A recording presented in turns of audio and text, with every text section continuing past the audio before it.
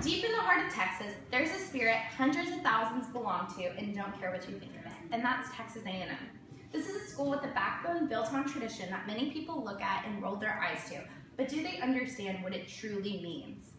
The largest student section in the NCAA stands for every game. At 2:42 a.m. every November 18th, you'll find thousands outside surrounding a memorial, and every loss of an Aggie is celebrated and remembered all around the world. While rivals and bypassers may shake their heads and call this a cult, those inside just continue to share in the traditions and make the university a better place.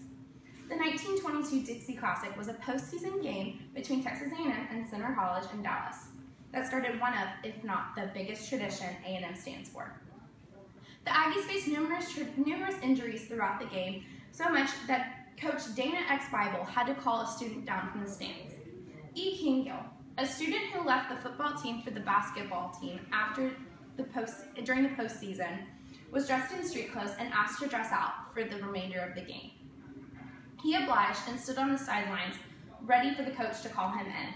The Aggies won 22-14. Gill was never called in, but what they didn't realize was the movement they created. At every game since, everyone in the student section stands ready for their team to call them in.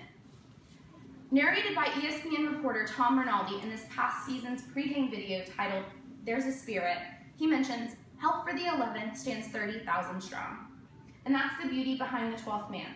In the last season, A&M beat the previous record for student attendance at a game, and then beat it again the following week.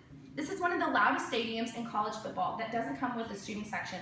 It has a whole side of the stadium dedicated to them. A tradition many laugh at has intimidated enough teams, only to make the students louder. For 90 years, Aggies built a bonfire the night before the annual game against Texas University. As stated by the Corps of Cadets Handbook in 1947, it represents the burning desire to beat the hell out of TU. The bonfire burned every year, starting in 1907, as a congratulations to the football team for a recent victory, lighting up trash and debris for the event. 10 years later, it was adopted to fit the rivalry, turning into a pile of logs carefully constructed for the burn.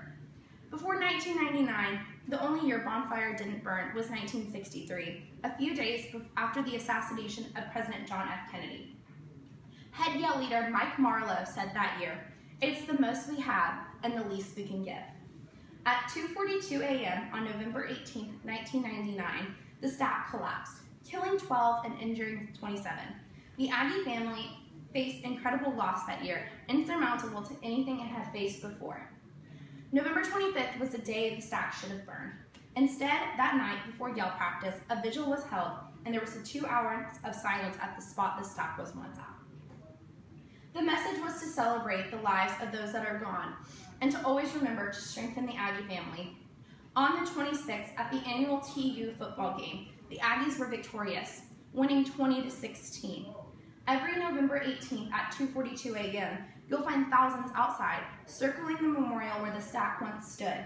We celebrate the lives of those we lost, and embrace how strong the Aggie family has become since.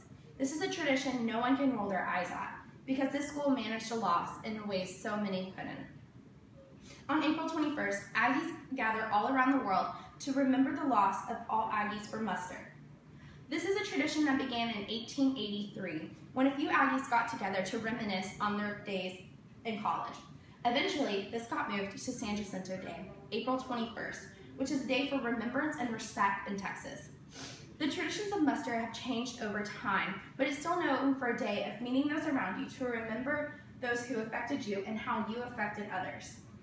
At the Texas A&M campus on April 21st, the death of any undergraduate, master's, or doctorate student, any student of a branch school, faculty, Aggie family member of a current student, or member of the 50th class reunion has their name called, a candle is lit in their honor, and anyone that knows them is encouraged to answer here. A poem written by Dr. John Aston, class of 1906, titled "Roll Call for the Absent," honors the Aggies that went away for World War II and never returned. The poem celebrates so much more than death when it says, "Softly call the muster, let the comrade answer here. Their spirits hover round us, as if to bring us cheer." That's what Texas A&M is, a celebration of lives, spirits, and traditions. So often are the traditions mocked by all those around. What they don't understand is how easy the spirit of Aggieland finds home in an eager college student. Traditions are not just the backbone of this university, they're everything that it stands for. There's so much more than standing for a football game, standing in the cold, or standing to say here, as the school is full of traditions. It takes a real Aggie to embrace them all, but it's met with a warm embrace from the Spirit.